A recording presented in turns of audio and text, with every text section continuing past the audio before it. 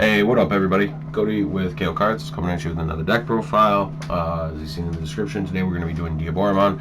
I just want to give another special huge shout out and thank you to all my subscribers, all the people who are watching the videos. It means a lot to me. I had my first video hit 1,000 views, and that was a milestone for me. I believe it was my security control deck profile. Thank you guys so much. I appreciate all the likes and the comments. And then also, real quick, because we did hit 100 subs, I want you guys to remember to like this video or any other of the videos that we posted since we hit our 100 subscribers. So I believe that includes the Red War Greymon OTK, the Pokemon Evolving Skies opening, and this video. If there's another one, I'll double check before I actually do the giveaway, but the giveaway ends tonight. All you have to do is like the video, comment down below your favorite Digimon card or deck, and you have a chance to, and be subscribed to the channel, and you have a chance to win one of the 3 original starter decks, red, yellow, or blue. We got 3 winners, so thanks again guys, I really appreciate it. Let's jump into this Diaboromon deck profile. We're playing 2 Tsunomon. This one is the when attacking once per turn, if you have a Digimon with unidentified in its type, trigger draw 1. A little extra consistency does seem to help this deck a lot, but your primary egg early game is going to be this Tsunomon. Once per turn, while you have another Digimon in play with the same name, this Digimon gains 2,000 DP. So that 2,000 DP is a pretty important buff. It lets you swing over things like Lower Nightmons. If you have 2 of them in play, it's super clean and you can pretty much beat anything in the game. So those are our eggs. Moving on to our rookies, we play 4 of this Caramon here. 3 to play, 2,000 DP, 0 to Digivolve. On play, reveal the top 5 cards of your deck, add 1 Digimon with unidentified in its type, and 1 Errata Sonata. And you place them into your hand, put the remaining cards on the bottom of your deck in any order. So it's your finder, it's a searcher, pretty good. We play 4 of this Caramon as well. 3 to play, 2,000 DP, 0 to Digivolve. No effect, but its inheritable is really clean. Your turn, when you play another Digimon with the same name as this Digimon, trigger draw 1. So that it does add, this is your primary consistency draw engine for the deck. It's good. I wouldn't recommend cutting that at all. Because it's Diaboromon theme, we are playing 3 of this Caramon. It's a good card, but I wouldn't say it's broken. It does make your guys bigger during your opponent's turn, which is nice. So 3 to play, 0 to Digivolve, 2,000 DP, and then inheritable effect, opponent's turn, this Digimon gains 1,000. So it helps with Chrysalimon, the blockers, and even spoilers, we play Shademon, so it does help with those. It helps to get them bigger, and it makes your Diaboromons stronger during your opponent's turn, so they can't swing over them as easy, but they probably still will. And rounding out the rookies, we play 3 Hungurumon, just your generic vanilla, 2 to play, 0 to Digivolve, 3,000 DP. I love this rookie lineup. I don't think I would change it at all. If I did, maybe this Caramon could get cut to 2. If you're feeling like you're seeing too many rookies or you want to try a attack card, you could cut this to 2. But for right now, this is the numbers that I'm running. Moving on to the level 4s. We got 4 of the busted Chrysalimon, 5 to play, never do that, 2 to Digivolve, 4,000 DP. So when Digivolving, if you do not have an Errata Sonata in play, you can play one for free, and that is value, value, value. And his inheritable is your turn. All of your other Digimon with the same name as this gain Rush. So he is your OTK target, he's your consistency target. This is the best champion for the deck. Next we play 3 of this Chrysalimon, 5 to play, 4,000 DP, 2 to Digivolve. And his inheritable ability is when another Digimon with the same name, when you play another Digimon with the same name, you gain 1 memory. So if you have a couple ways to spam out tokens, you can gain a lot of memory through this card. I could see honestly cutting this card to 2, but I haven't done enough testing to say that for sure, I guess.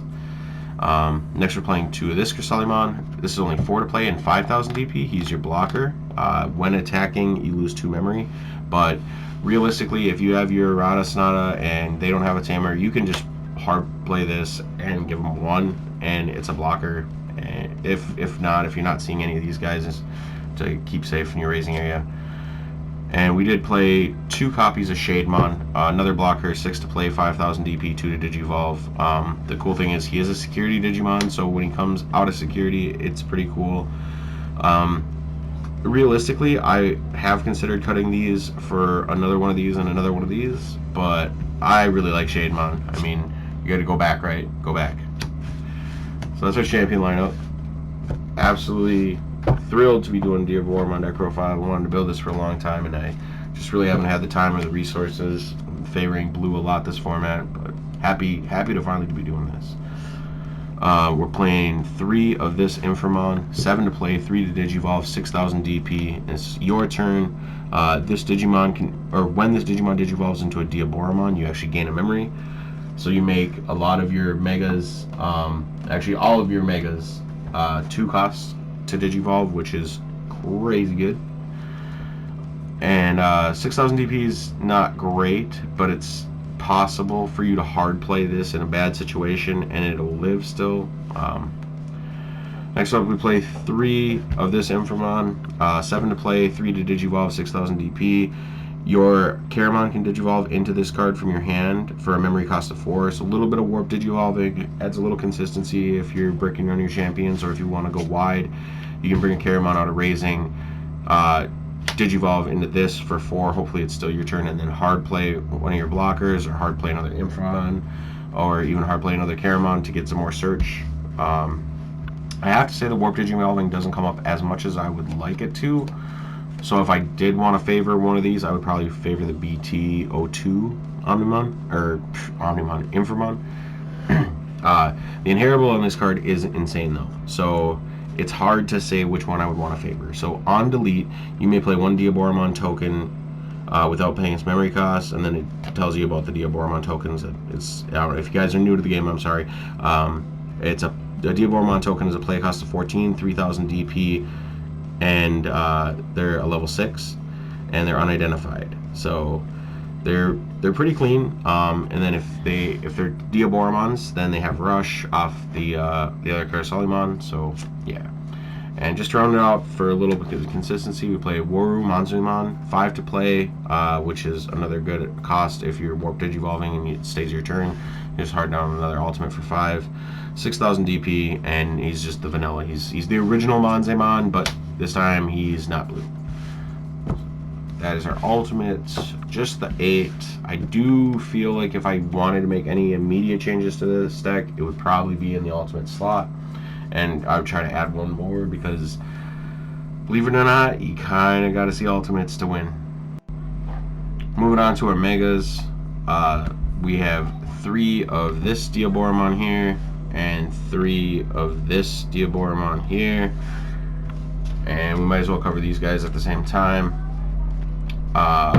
These cards are all essential. I don't think I would change 1 card in this lineup.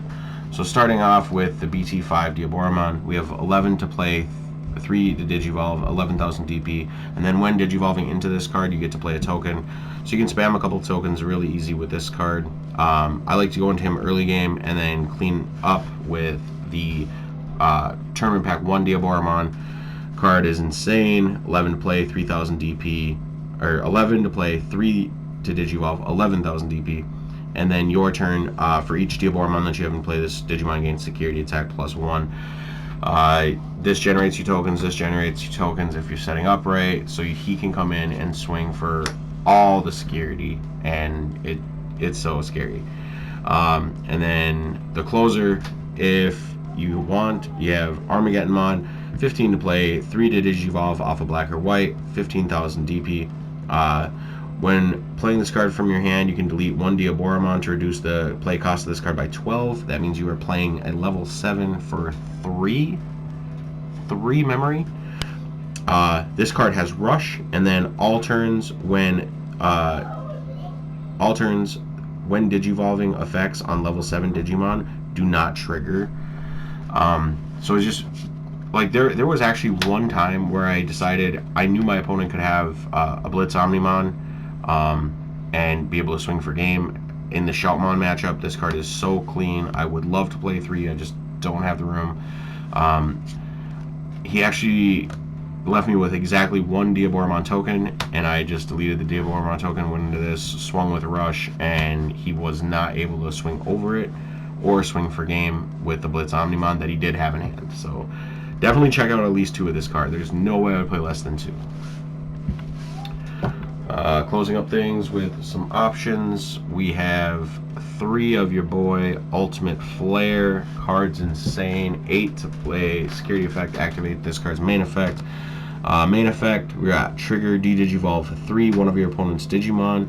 And then if it's a level 3 or lower, you can't D-Digivolve anymore. Then you delete all of your opponent's Digimon with a play cost of 3 or less. Excuse me. So this is a board clear if they try to go wide and they're little.